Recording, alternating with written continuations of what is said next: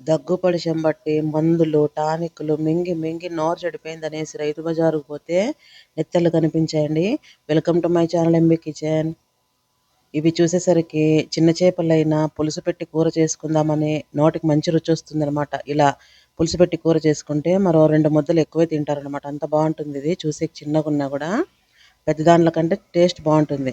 ఇవి చూడగానే మా నాయన గుర్తొచ్చాడట. మా చిన్నతనంలో ఇట్లా స్కూల్‌కి పోయే పిల్లలకు పడిశాల దగ్గులు బిర్యానీ తగిలించుకొని వస్తారు. ఏం పిల్లలో ఏం స్కూల్లో అనేసి చేపలు తెచ్చిచ్చాడనమాట మా అమ్మకి. మా అమ్మ వాటిని బండకేసి రుద్ది బూడిదేసి బాగా కట్టెల పొయ్యి మీద కుండలో చేసి తినిపించేది. దగ్గు పడిశం పరారనుకోండి. అంత బాగుంటుంది ఇది.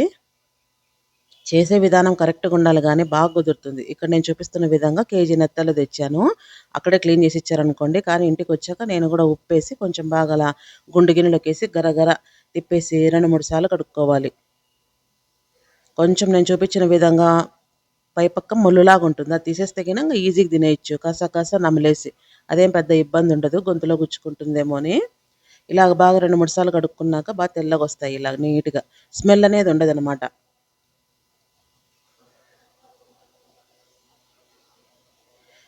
ఇక్కడొచ్చేసి నేను కేజీ తీసుకున్నా గదా! అర్ధ కేజీ పులుసు పెట్టాను. అర్ధ కేజీ ఫ్రై చేశాను. ఎందుకంటే మా పిల్లలు పులుసు ఎక్కువ ఇష్టపడరు. ఫ్రై చేసి ఇచ్చాననమాట. కబాబ్‌లాగా. ఇక్కడొచ్చేసి కడాయి పెట్టుకొని కొంచెం ఆయిల్ ఎక్కువే పడుతుంది. నేను చూపించినంత ఆయిల్ వేసుకొని 2 ఎర్రగడ్డలు అలాగే ఎర్రగా అయ్యేదాకా వేయించుకొని 2 టమోటాలు మెత్తవి. అలాగే పచ్చిమిరపకాయలు. ఇవి కూడా బాగా మగ్గించుకోవాలి. మగ్గడం కోసం కొంచెం సాల్ట్ వేసుకొని కొన్ని నీళ్ళు వేసుకుంటే గిన మెత్తగా పేస్ట్ లాగా అయిపోతుంది. ఇందులోకే పసుపు, ఉప్పు, కారం వేసుకొని కొంచెం మూసి పెట్టుకున్నామంటే అలా గుజ్జులాగా అయితుందనమాట.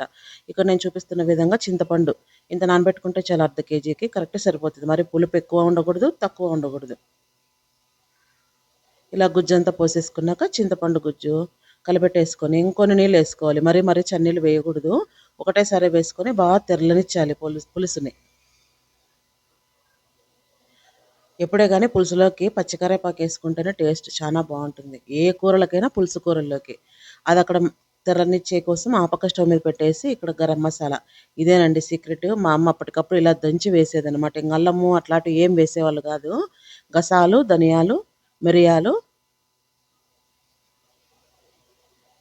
జీలకర్ర అలాగే కొన్ని తెల్లవాయి రెబ్బలనమాట.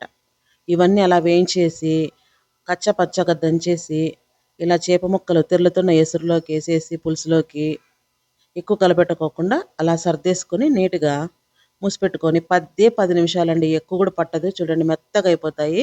ఇంక దించుతామనంగా ఇందాక కొట్టిపెట్టుకున్న మసాలా వేసేసి కొత్తిమీర వేసుకొని ఇంక స్టవ్ బంద్ చేసుకోవడమే. అలా గుడ్డతో కదిలించుకొని. ఇంక చెంచా పెట్టకూడదు. ఇంకంతే. ఆ గుమగుమ వాసనకే పడిశాలన్నీ పోతాయనుకోండి. అంత బాగుంటుంది. ఇంక స్టవ్ బంద్ చేసుకొని ఇక్కడ ఫ్రైకనమాట. కార్న్ ఫ్లోరు, ఉప్పు, కారం, పసుపు, అల్లం వెల్లుల్లి పేస్ట్, కొంచెం మిరియాల పొడి. సేమ్ చికెన్ కబాబ్ లాగే. మిరపకాయ బజ్జీలు మాదిరి కొరికి పడేయొచ్చనమాట అక్కడ. అంత బాగుంటాయి. ఇది మ్యారినేట్ చేయాలా, ఫ్రిడ్జ్‌లో పెట్టాలని ఏం లేదు. కొంచెం నూనె, కొంచెం నీళ్ళు వేసుకొని బాగా కలుపుకొని అందులోకి నెత్తళ్ళేసేసుకొని కలిపి వేడి వేడి నూనెలోకి అలా దేవేసుకుంటే గిన క్రిస్పీగా కరుం కురుమని చాలా బాగుంటాయి. ఇందులోకే కరేపాకు కూడా వేసి వేయించుకుంటే గిన నేను పచ్చిమిరపకాయలు కూడా వేసాను. అది స్కిప్ అయిపోయింది. కావాలనుకుంటే గిన కొంచెం ఫుడ్ రెడ్ కలర్ కూడా వేసుకోవచ్చు. లేదంటే లేదు.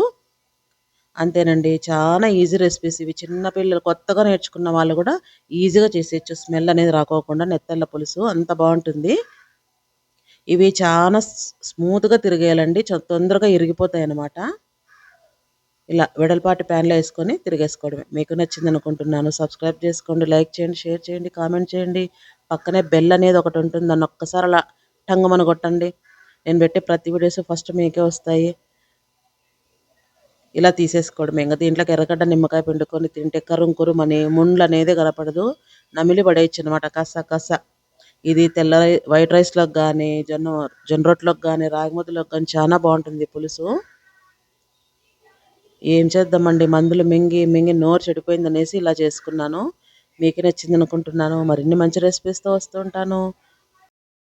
అలాగే ఇన్‌స్టాలోన, ఫేస్‌బుక్‌లోన ఫాలో అవుతూ లైక్స్ కొట్టండి. అలాగే మీ ఫ్రెండ్స్‌కు, రిలేటివ్స్‌కు షేర్ చేయండి నా వీడియోసు. మరిన్ని మంచి రెసిపీస్‌తో వస్తుంటానండి. ఈజీగా చేసుకోగలిగేటివి. చూడండి ఎంత స్మూత్‌గా ఉడికింది కదా! ఇంత మాత్రం చిక్కగా ఉండాలి. ఇది చల్లగయినంకనే తినాలి. అప్పుడే టేస్ట్ ఉంటుందన్నమాట పులుసనేది. ఇలాగ అసలు దీంట్లో ముళ్ళుంది వెతకాలి అనేది లేదండి. అన్నంలో పెట్టేసుకొని తినేస్తే ఏం ప్రాబ్లం ఉండదు. Thanks for watching.